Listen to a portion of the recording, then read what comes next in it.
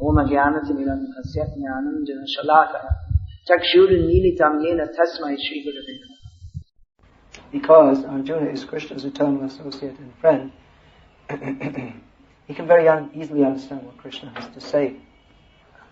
Others may find it difficult. Now, it appears at this point that Arjuna is bewildered, but actually he's asking relevant questions for the welfare of others who may not so easily understand. At the end of the Gita, Krishna comes to the point. It's Sarvadhaman Parityaja Mam Ekam Sharanam Vraja. Surrender to me. He could have said that at the beginning. At the very beginning, he could have said that everything else except pure devotion to me is useless, so give it up and only surrender to me. He could have said it, and Arjuna could have accepted it. But Arjuna is taking the position of a conditioned soul, just so that we, who are conditioned souls, our questions may be answered. Because if we say to anybody that Krishna says, simply surrender to him, and people say, why? They'll bring so many doubts. Why Krishna? Why should we surrender to Krishna? So many doubts they'll bring. So there are so many doubts in every step of this philosophical understanding of Bhagavad-gita.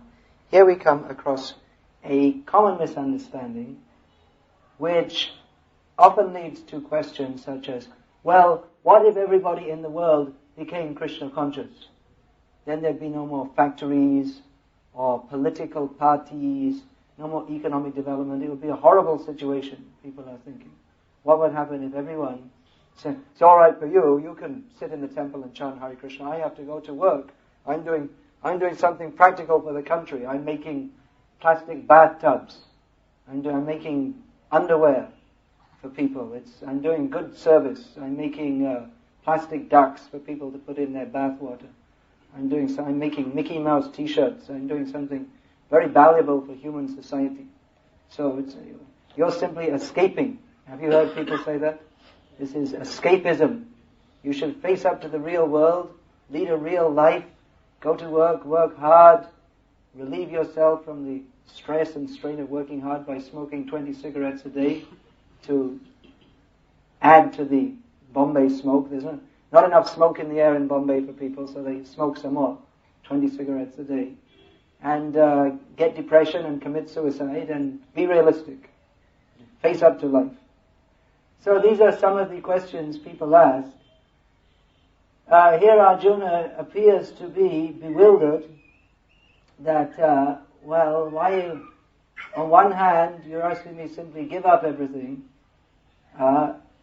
That's one extreme. Give up everything and just be a devotee. Renounce everything. And the other extreme, the renunciation of, on one hand there's the renunciation of work, and then there is knowledge in devotion. There's the idea of, another misunderstanding that someone says, I'm a karma yogi. Actually, he's just a karmi. An ass is also a karmi. Karmi means someone who works. So the ass is working very hard. So if you think I'm working hard, therefore I'm a karma yogi, no. You're just an ass, that's all. You can call yourself a karmi, or if you call yourself an ass, whatever you like to say, I'm a karma yogi. But karma yogi means one who works, but he's not attached to the results. You'll find that so many businessmen or workers, they call, yes, I know Bhagavad-gita. See, I know Bhagavad-gita. That's all he knows. And he doesn't know what it means. He thinks that the meaning of this verse is that you should work hard like an ass. So I'm doing that, I'm following Bhagavad-gita. But actually, Krishna says that you have a right to do your work, but you should not be attached to the results. And you say, I'm not attached to the results. I work hard, I get money, I give it all to my wife, I'm not attached. See, I'm a great devotee, I have great devotion for my wife and my children, and I'm working hard for them. And there's a difference. Why is Krishna explaining in Gita, Karma, Gyan, Yoga, Bhakti? Many times we hear people say, well, it's all the same. Whatever you do, whatever you think, it's all the same. But it's not all the same. Otherwise, why is Krishna explaining Bhagavad-gita? If everything's just the same, then you just have to say everything's the same. And there's no need to speak Bhagavad-gita. Finished. Arjuna says, I don't want to fight. Okay, don't fight. Do whatever you like. Jo aapki ichha ho, vaise karo. Whatever you like, do it. Whatever you feel like, just do it. But this is not philosophy, this is animal life. You see, the dogs in the street, they don't sit down and discuss philosophy. They just do what they like, as much as they can, because if they try, just like they see, the food is there, they want to eat it, so they do what they like, they go to eat it, and the hot lorry owner does what he likes, he throws a stone at the dog. So he may think, I would like to do what I like, but he can't do what he likes. This is the illusion of Maya, that we think we can do what we like. Therefore the question of philosophy comes. When we try to do what we like, and we find that, well, I want to do what I like, but it's not so easy, because other people also like to do other things, and there's competition. The human society is full of competition. Who can get ahead, especially in the modern life? Who can get ahead? Who can be successful? There is competition. So always there's this in human society, in not only human society, in animal society also, there is some competition, struggle for survival, it's called, survival of the fittest. So everyone is struggling, but at the end, you struggle all your life, someone is successful, so-called success. This is a very important word in India today. You have to be a success. And the opposite of being a success is a failure. Wash you down the drain with the dirty water. You are a failure. If you don't earn a lot of money and wear fashionable clothes and talk in an American accent, you must speak English. Otherwise you don't even come in the question. But you have to you have to cut a profile. You have to wear foreign clothes and have your hair styled in a certain way and talk in a certain way. And when all these monkey rock groups come from the Western countries, you have to spend 2,000 rupees to go and see them. And then you are considered somewhat of a success. That's the minimum. If you don't do all that, you're a failure. And at the end, what do you get? You get people come to your cremation, finished, and sniff a bit, and then they go on with their life. So this is life in the material world, simply struggling, and at the end, you get burned up, the body gets thrown on the fire, someone comes and smashes the sun comes and smashes the skull, and everyone goes away, and they go on and sniff a little bit, and then they forget about you forever, and then your children, they also go on the fire, and this is material life. So anyone who has more intelligence, they start to think why. Then the question of philosophy comes. Dogs, there's no question of philosophy for them. In human life, there is the question of philosophy. Therefore, athato brahma jigyasa. Now we have come to the human life. We should inquire into adhyatma. Kim tad brahma kim adhyatma. What is Brahma? What is the meaning of spirit? What is the meaning of spiritual life? These questions should be asked. Otherwise, you may think, you may say, I'm a karma yogi, without having the slightest understanding of either what karma or yoga is, what to speak of karma yoga. Or you may say, I believe in this Swami or that Swami, I'm a follower of this Bapa or this Baba. You have no spiritual knowledge whatsoever. Spiritual knowledge means to understand what Krishna says in Bhagavad-gita. Krishna begins by telling us, we are not this body. This very basic question people don't understand. And they're talking, I'm a karma yogi, but they don't even understand the very first lesson of Bhagavad-gita, that we are not this body. And what to speak of these somewhat intricate questions. Action in inaction, inaction in action. And what is all this? People they just want to go to a satsang, sing a few bhajans, and drink tea at the satsang, and it's all. This is people's idea of spiritual life. But you go and you sing some bhajans, God help me, and God, you have no form, no name, no qualities, but anyway help me. And drink some tea and go home and watch television and back to work again on Monday. So people have no idea what is spiritual life, what to speak of philosophy. And therefore they come out with these ridiculous propositions that, this Krishna, but what will happen if everyone became a devotee of Krishna? What a terrible idea. You're just an escapist. No idea. Actually, you're not even qualified to ask a question. First you have to study. People come and challenge us. I think this, I think that. But can you imagine if you went to a congress of scientists. So you have no qualification in science. You're a complete layman. And you start asking, well, you're talking about atomic theory, I don't believe in that, and what is that? I have my own theory. You don't know. Therefore, you're not even qualified to ask questions. You're not even qualified. You're not qualified to speak. You should only hear and try to understand. You have to understand something about the subject before you can speak on it. But in modern society, mostly people are not in the slightest interested in spiritual life. But even if they are, then without studying, without learning, without understanding, without following, they like to give some comment. Because there are so many cheap so-called Swamis who speak so many empty aphorisms. You see some Bapas, they have their stickers and they write something on it. There's no particular meaning to it. It's just some, you remember me and I'll remember you. Some Baba says, I will protect you.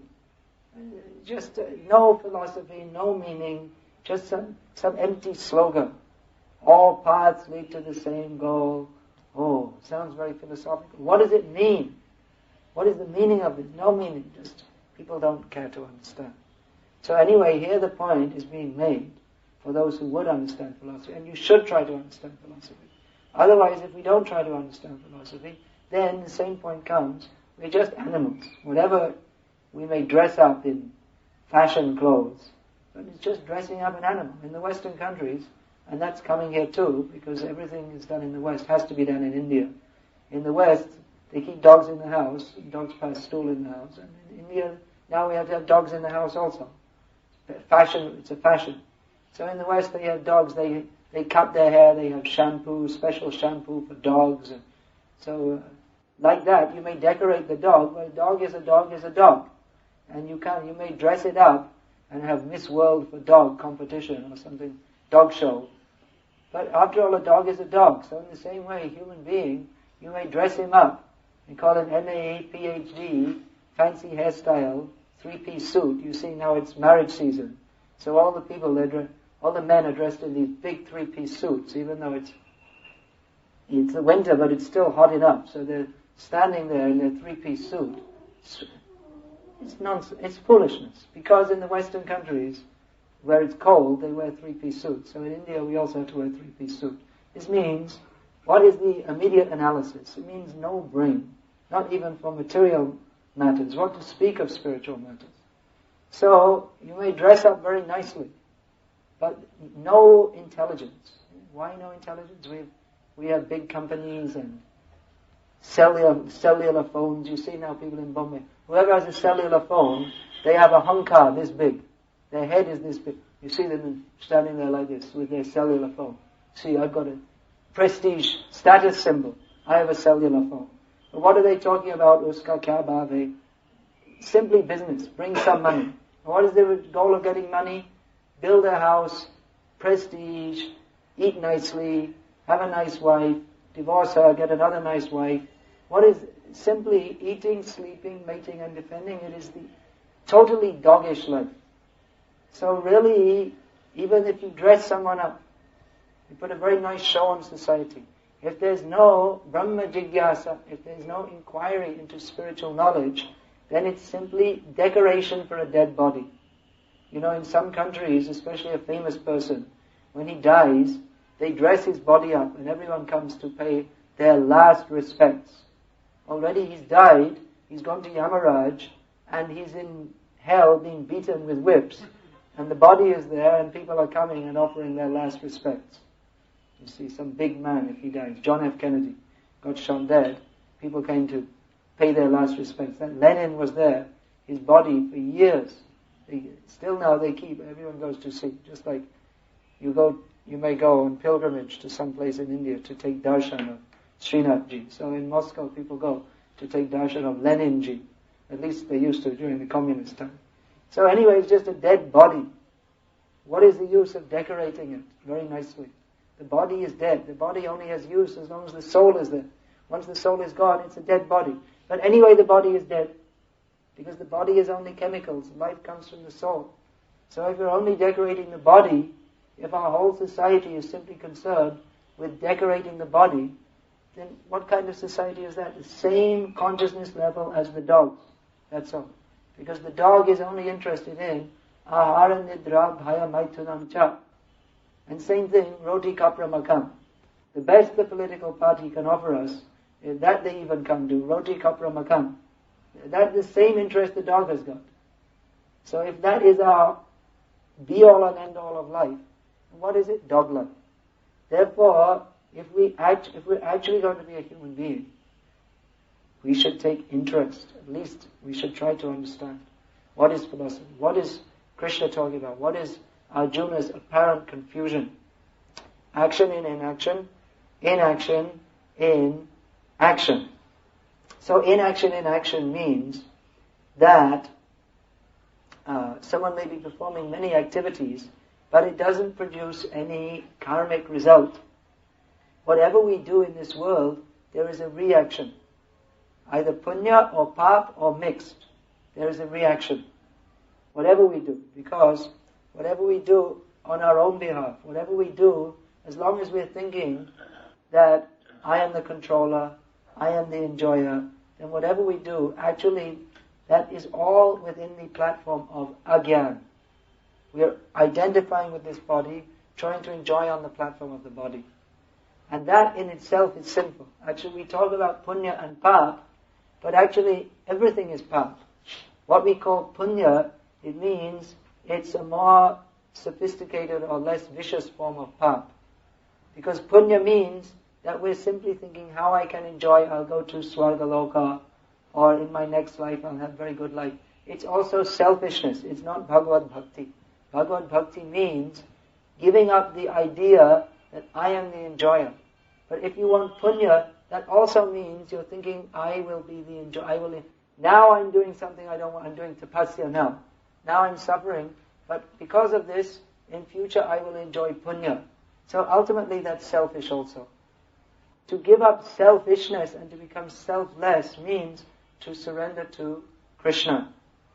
Therefore we'll find at the end of this chapter, Lord Krishna says, he summarizes all this chapter. This chapter, we'll find some discussion of action, inaction, how to live in this world without producing results.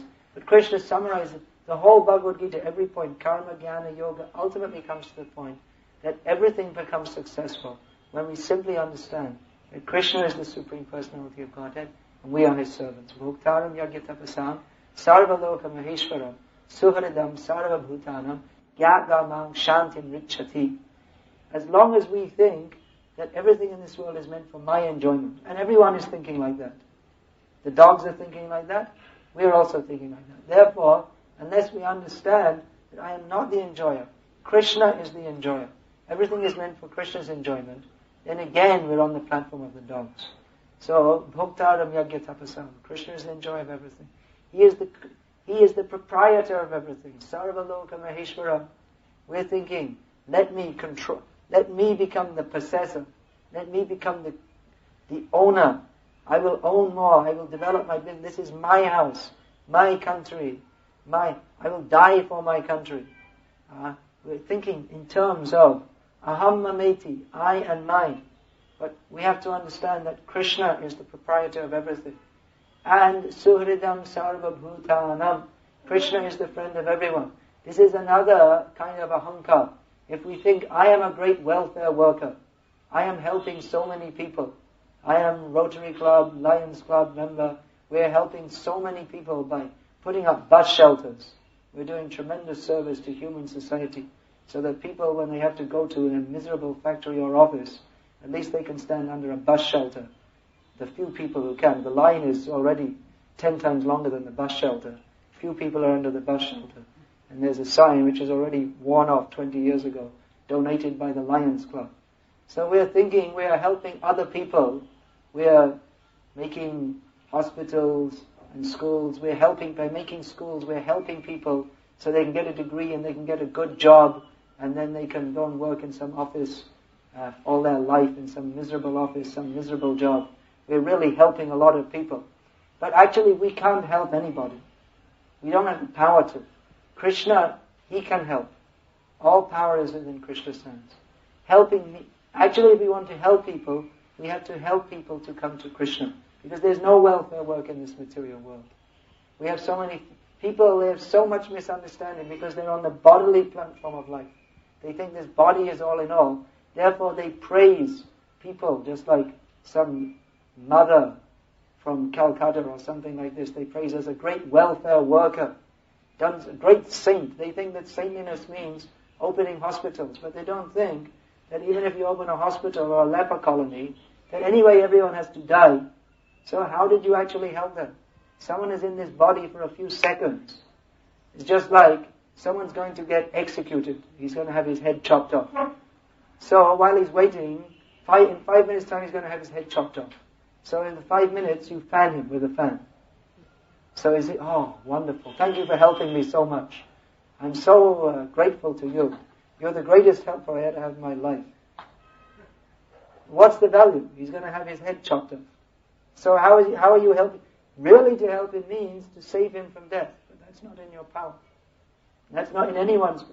We all have to die, either by execution or by the force of time. Everyone has to die. We are in this body for a few days only. Someone we see, 50 years old, now they want to get married. And they're going to die in 5 days' time, 10 days' time, and they want to get married. This is, you see, someone, they build up, they go to work, first I want to get my business properly settled, then I'll get married. They get married at the age of 45. And already more than half their life is gone. And they're looking for a life partner. So they can live happily for all their life. But they're not going to live. And even if you get married at 20, still you're going to die in a few years. So we should understand that really helping others, we can't help people on the material platform. That help, that is not tangible. Real help means to help us to get free from death. We can get free from death by Krishna's blessings. Krishna is the friend of everyone. Therefore, if we want to be friends with others, we should bring them to Krishna.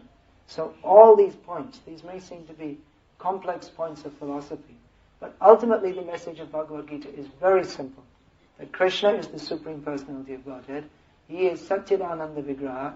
He is eternally existent in a form of bliss and knowledge. We are also Satchidanandamai, but we are limited Satchidanandamai. Krishna is unlimited. He is unlimitedly great. We are very small. We are His eternal servants. If we simply understand that, then all points of philosophy are resolved. What is inaction? Inaction means action. Inaction in action means we have to act in such a way that there is no karmic result. And that comes when we surrender to Krishna, because then we stop acting on the selfish platform. Instead of thinking I'm doing something for my benefit, we're simply thinking I'm acting in such a way that Krishna may be pleased. Or one who sees action in inaction. Someone may be apparently doing nothing. Apparently you're doing nothing on the material platform, but you're making spiritual progress. Just like people say, what are you doing? Hare Krishna, chanting, what is the value? Better you open a factory, something like this. No, this activity, although it's not a material activity, it's a spiritual activity which carries us back to Godhead. So these points, as long as we don't understand Krishna, who is Krishna, what is devotional service to Krishna, then Bhagavad-gita becomes very difficult to understand. As long as we don't understand what is the essence or the meaning of Bhagavad-gita, then all these points, kim karma, kim akarma iti, kavyo hyatra mohitaha. Lord Krishna says in the Gita, what is karma? What is akarma? There is karma, akarma, vikarma. What is proper activity? What is non-activity? And what is forbidden activity? Even the great sages, they may be bewildered in defining this. What is the proper thing to do? What is improper? You'll find these certain brahmanas, bhattacharyas, people used to go to them and say, I did such and such a sin. So what should I do? So one will say something else, someone will say something else. Just like lawyers, they'll have different opinions. So they may be bewildered. What is proper to do? What is not proper to do? Just like one of Lord Chaitanya's associates, this was 500 years ago, one Muslim sprinkled some water from his water pot on his head. So in those days it was considered that if you came in contact with the water used by a Muslim, then you also became a Muslim. Nowadays you go to the train station and you drink chai from the same glass. It's all the same. And according to the ancient system, you'd all be immediately converted to mlecha. Well, actually, everyone is mlecha. Mlecha means who is eating meat. It doesn't mean who's non-Hindu is mlecha. Mlecha means someone who's eating meat. Yavan means, generally they take the word yavan to mean Muslim. But yavan means one who's not following the Vedic principles. So even the so-called Hindus today, they're all yavans and mlechas also, because they're not following the Vedic principles. So in those days, they used to think that someone who got water sprinkled on his head from a Muslim's water pot, then he could no longer remain in Hindu society. So this one devotee of Lord Chaitanya, Subhuddhi Rai, he asked the different bhattacharyas, what should I do? So one of them said, you should drink hot ghee, and in this way end your life. So he had the good sense to ask someone else. He asked Lord Chaitanya and said, oh, you've been rejected from society? Good, that's very good luck for you. Now you no longer have to remain entangled in your family life. Go to Vrindavan and chant Hare Krishna. So he gave the right idea. But, kaviyopi atra mohitaha. What is action? What is inaction? Even learned people, they may be bewildered. Krishna says, kaviyopi atra mohitaha. Even people who are learned, in Vedic knowledge, they may be able to quote so many shlokas. They may be able to discourse on Samkhya philosophy or Advaita philosophy. But it may sound all very complicated. That's what it is, complex, because they don't understand. If you actually understand what is the message of Gita, then everything becomes clear. Simply what is to be understood, Krishna is the Supreme Personality of Godhead. We're all His servants. If we understand this, then all the points of philosophy become crystal clear. But because people don't want to surrender to Krishna, therefore they twist up the meanings. They extrapolate some non-meaning, some opposite meaning from the actual meaning. You'll find so many editions of Bhagavad-gita are there. All these editions of Bhagavad-gita are brought out simply to deny Krishna. The whole purpose of Bhagavad-gita is Krishna is explaining, here I am, I'm God, you surrender to me and all your problems are solved. And he says this is the topmost knowledge. Why is it the topmost knowledge? Because all the so-called Gyanis, they have the basic disease, which everyone in the material world has, which means they are envious of Krishna. So they want to increase their ahankar. They want to be known as a great Gyani, but they don't want to surrender to Krishna. So by reading Bhagavad-gita, they go actually further away from Krishna, because they're simply increasing their ahankar. I'm such a great learned scholar. But what is the point of Gita? To surrender to Krishna. They don't want to know. Therefore, we have to take Bhagavad-gita as it is, by understanding which everything becomes clear and straightforward. You may not like to accept the conclusion. We may not like it. If we are rascals, then we don't like to accept. We all have the rascal element within us. That's why we're in the material world. Therefore we protest. Why should I surrender to Krishna? I'm such a great person. Who is this Krishna? Why should I surrender? I can also become Krishna. Why only to Krishna? There are so many gods. Oh, Krishna was so many years ago. Nowadays we have so many new incarnations. So many objections they'll bring. But if we are actually sincere and serious, we'll understand. Krishna is accepted by all great acharyas. Throughout all these scriptures, Krishna is established as the Supreme Personality of Godhead. Gita is accepted as the essence of all spiritual knowledge. Sarva Upanishado Gavo. This is the essence of all the Upanishads. And in the Gita, Krishna clearly establishes himself as the Supreme Lord. Mata parataram nanyat kinchirasti dhananja. Nothing or no one is greater than me. Aham sarvasya prabhavo matasarvam prabhavtate. Bijam mam sarva bhutanam. I am the seed of all existence. Pitaham asya jagata mata dhata pitama. Krishna says, I'm the father, the mother, the grandfather. I'm all in all within the universe. So very clearly he is established as the Supreme Lord.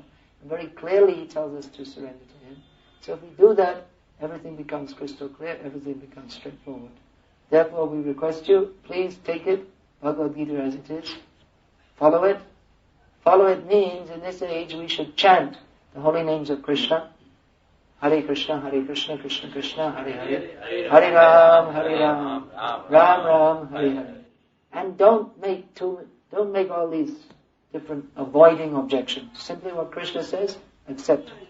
If we have some difficulty to understand, we should ask, but don't try to avoid Krishna. Just take Krishna's advice. He says, surrender to me. If we surrender to him, all problems finish.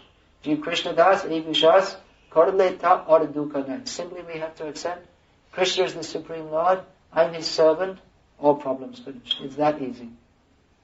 Hare Krishna. Any question, please?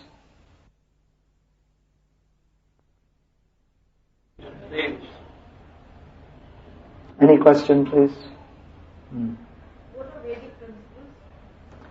There are many Vedic principles. The most basic Vedic principle in which all other Vedic principles are resolved is to surrender to Krishna by the process of Bhakti Yoga.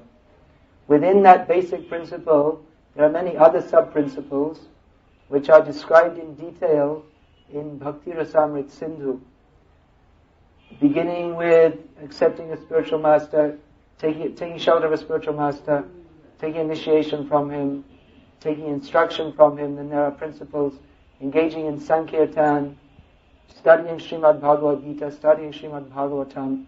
These are all Vedic principles.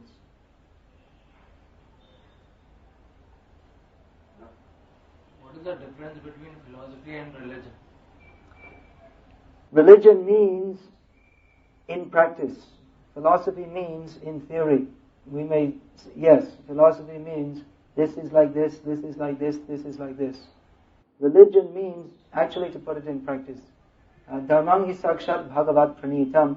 Dharma, that is defined by Dharmaraj, Yamaraj, as following the instructions of God. So philosophy means to understand those instructions, and religion means to put it in practice. That's real religion. Religion doesn't mean going to a temple and putting 10 rupees in the box and praying to God to give you a lakh of rupees. That's not religion. Good business.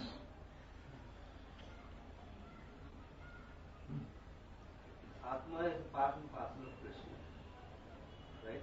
Yes. Since time immemorial. Yeah. So, why does it become necessary to chant Hare Krishna? Supposing I start chanting Hare Krishna in this way, Yeah. I don't attain the love of Godhead. I really go back. Why shouldn't you attain love of Godhead if you chant Hare Krishna? You should attain it. That's a normal question that any normal human being will ask. Which question? I'm chanting Hare Krishna.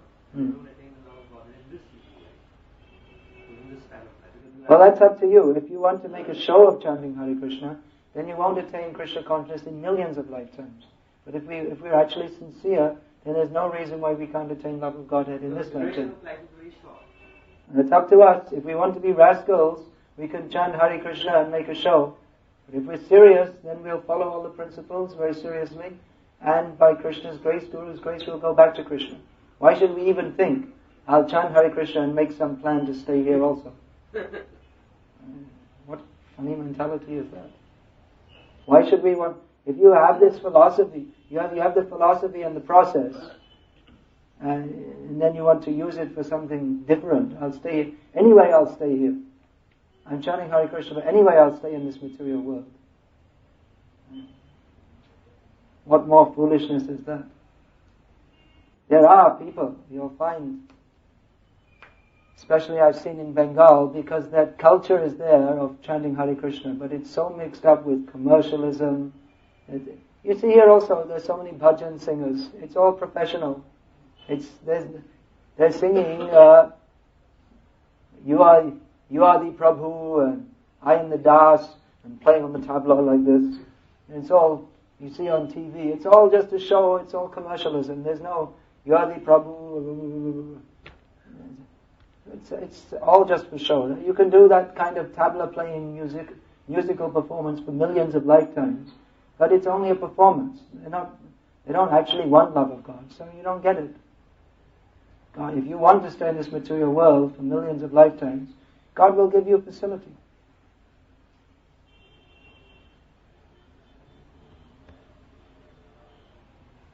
How did Krishna remove Arjuna's confusion? in this verse. When he said, Arjuna was thinking, should I act in renunciation or should I work? Why shouldn't I work when I'm on the right path?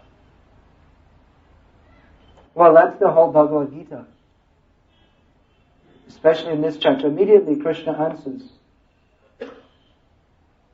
that both the renunciation of work and work in devotion are good, but of the two, work in devotional service is better than the renunciation of work. He very clearly answers it. Simply to give up your work, that is one thing, but to act in a spirit of renunciation, that is better.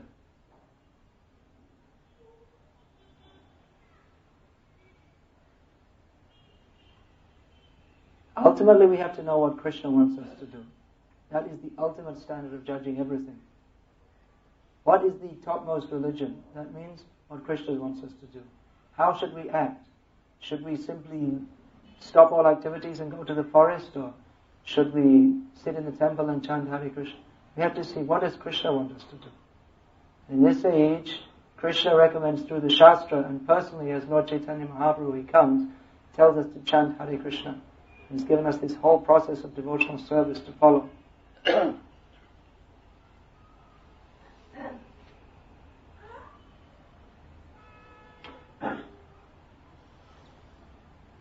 if you are surrendering to Krishna, why is that actually your sufferings or sorrows are not reduced in during death or during life? During death? Yeah. Why still you keep on suffering from diseases? Why they are not reduced? They may even apparently increase. But for one who is on the path of devotionals, on the path of surrender to Krishna, his suffering is different from that of an ordinary materialistic person. A materialistic person suffers, his suffering is karmic reaction. A devotee who's on the path of surrender, now one thing, even if he has suffering, he doesn't feel it in the same way. Because he knows, I'm not this body, I'm the servant of Krishna. So, suffering is actually, happiness and distress is actually perceived on the platform of the mind. Someone may be apparently suffering many difficulties, but if their mentality is such, they don't feel suffering. Whereas someone else, they may have all facilities for material enjoyment, but they may be miserable. So a devotee, by philosophical understanding, devotee thinks in his humility, because I'm sinful, therefore I'm getting this reaction. Actually, I should get much more, because I'm very sinful, but Krishna's just given me a little. Now, another point is, there are various points, that the suffering of a devotee, it's minimized. In other words, we may have to suffer so many different things, but just some little is given, just to remind us, because we are on the path of surrender, just to remind us that this material world is miserable. So for a devotee, that suffering becomes an extra impetus to keep him firm on the path of devotion. Another reason may be that a devotee is tested, that how much are you going to stick to Krishna? Are you just coming to Krishna just for a comfortable life? If you think that I'll come to Krishna consciousness and then Krishna will come and fan me, I won't have any problem. If it's hot, Krishna will come and fan me. I won't have any difficulties. Krishna has to solve all my difficulties. If it was like that, then many people would come to devotional service out of selfishness. But Krishna wants to see that his devotees, they will stick to his lotus feet, even if there are many difficulties. They won't leave him. So there are various reasons that devotees may go through difficulties. And that is the test. Krishna sees someone is sticking despite all difficulties. There are many people who, there's some difficulty, they blame, this is all God's fault. You see? I don't believe in God. There's so much, I'm suffering so much, it's all God's fault. And then when he gets something good happens, he takes the credit. I did it. And something bad happens, it's God's fault. So that's not the attitude of a devotee. Devotee, in sukh and dukh, he simply says, anyway, whatever is there, let it be, I'm going to go on serving Krishna.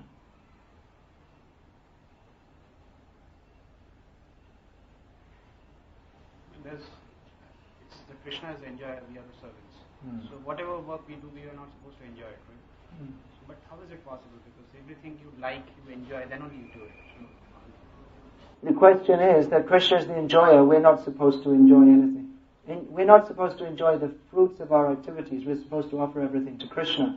But the nature of the living being, because we are part and parcel of Krishna, and Krishna is full of enjoyment, our nature is also to be full of enjoyment. Anandamayo Vyasa.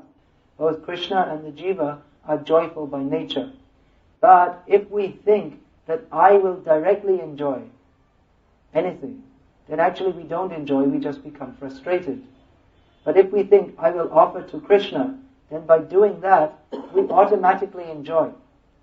Just like if the hand thinks that I'm serving the stomach by putting food in the mouth, let me enjoy the food directly. So he just simply tries to mash the food and try and enjoy it. Like if the other bodily organs try to enjoy the food, denying the stomach, then they will become weak. But if they give food to the stomach distributes energy to the rest of the body. So that's a crude example that we have to know where everything has to be put by which we can be benefited. So we are joyful by nature, but our nature is also to serve Krishna. So when we serve Krishna, that's natural, then naturally we become joyful. But if we try to deny serving Krishna, then of course Krishna, he's not affected, but we become affected because we are out of our natural position. So it's not that we don't enjoy. Devotees, they're the only happy people in the world.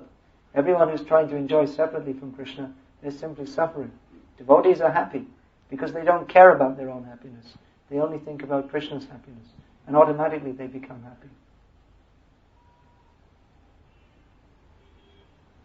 That's philosophy. Religion means do it and you find out practically. I've attended your institution at Girgaon Chopati. I saw one day Rishikesh Marpatlal was sitting beside me. Everybody was seated equally in that same place. There was a photograph of Swami Prabhupada. Instead of looking at him, people were looking at him. Why is it so? That's called Maya.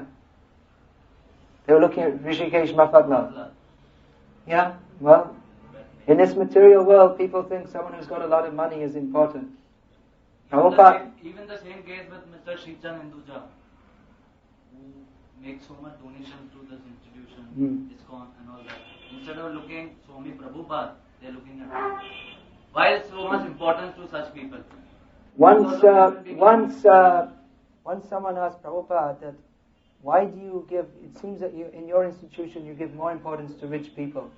Prabhupada laughed and said, I'm not Chaitanya Mahaprabhu, I have to spread this movement all over the world.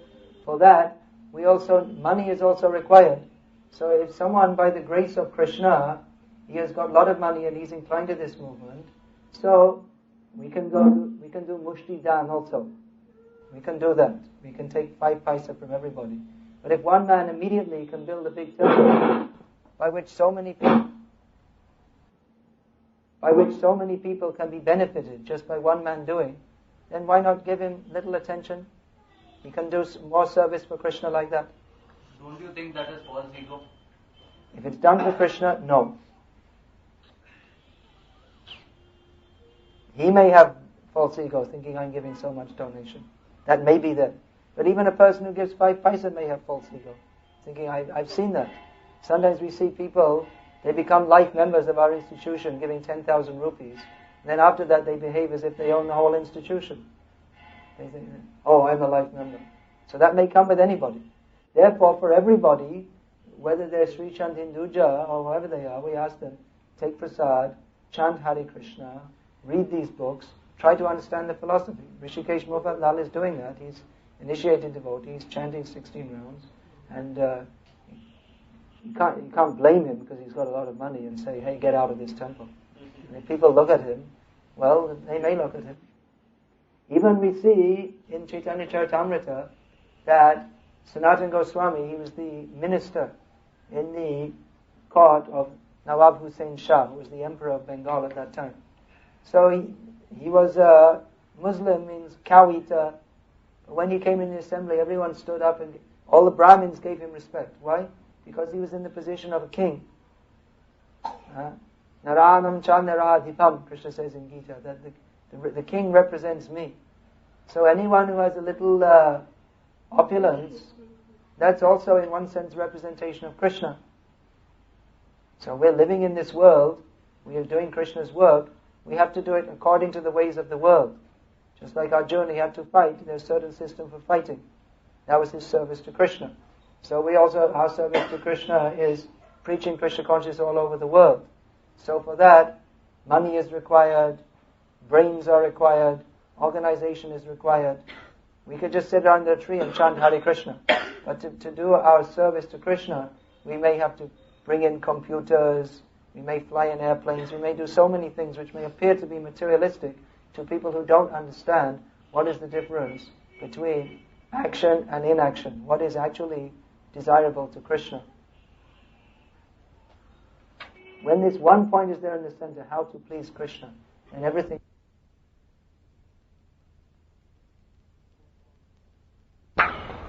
You plant the plant and you put fertilizer and you make so many plans, we'll get this much yield and this and that. But if the wild boar comes or the mad elephant comes, then you get no yield. Then it's Shrama eva hi kevalam. Actually in Krishna consciousness, there's no loss or diminution. Neha vikramanashasti pratyavayana vidyate swapamapyasya dharmasya trayate mahato bhayat. In Krishna consciousness, there's actually no failure, because whatever you do is to your eternal benefit. But really we should try to see how to go forward all the way, back home, back to Godhead. Not get stuck, because I remember first Mayapur festival I went to, Prabhupada had said that he was stressing that don't come back. Make your plan to go back to Godhead. Don't come back. This Kali Yuga, he said, it's already so horrible. And you don't know how much more nasty it's going to become. The stage will come where people, they can't even live in human civilization together. They can't live in the city at all. They'll have to run away to the forests and live in the caves. That time will come when people will eat their own children. There's nothing else to eat anyway. They're taking pleasure in that. You have children to eat them. So you said, don't, Prabhupada is stressing very strongly, don't come back. So there's no loss or diminution, there's no failure in Krishna consciousness. But that's another thing Prabhupada said, that one who does not come to Krishna consciousness is very unfortunate. One who does come to Krishna consciousness is very fortunate. But one who comes and then goes away again, he is the most unfortunate. Now, of course, in one sense, he's not, because he made some advancement and he's gone forward. But this we can understand, just like if a beggar is a beggar on the street, he's a beggar on the street.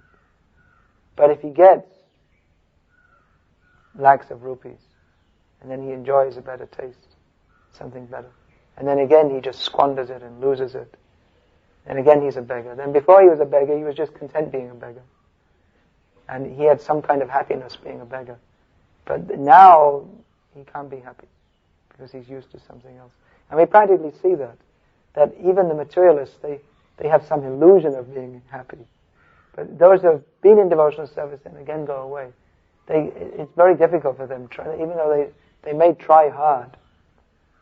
Actually, you don't see it this much in India, because everyone's a devotee, and even if they go away, they keep in contact. In the West also they keep in contact, but because coming from a bad background, then if they go back to, just the whole society is very entangling, and you may get involved in some illicit activities and this and that. And they're miserable, and they know they're miserable. Even more intelligent karmis, they know they're miserable.